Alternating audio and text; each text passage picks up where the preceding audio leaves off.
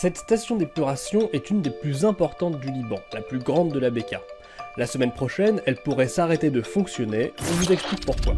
Commençons par vous la présenter. Située à proximité de Zarlé, elle est opérationnelle depuis 2017, elle est conforme aux normes environnementales européennes et elle a été construite grâce à un prêt italien de plus de 22 millions d'euros. La station peut ainsi traiter 37 000 m3 d'eau chaque jour, soit les eaux usées de 200 000 habitants. Depuis son ouverture, elle est gérée par des entreprises privées, d'abord Suez puis Butec, financée en grande partie par l'Italie via le programme des Nations Unies pour le développement, avant que les autorités libanaises ne prennent la suite.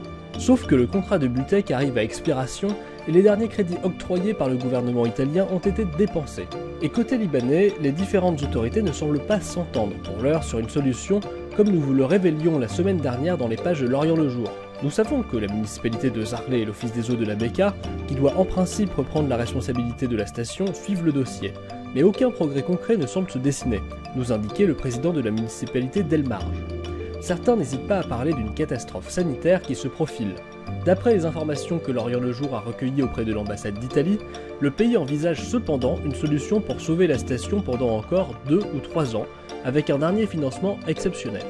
Pour son activation, il faudrait que la Banque du Liban s'engage à décaisser ses fonds en dollars frais et que le ministre de l'Énergie garantisse par écrit l'approvisionnement en électricité de la station pendant toute la durée du prochain projet d'assistance et à couvrir les financements pour une période de transition de 6 mois. Si rien n'est fait d'ici le 31 décembre, les 16 employés qui opèrent la station devront quitter les lieux, elle resterait alors à l'abandon.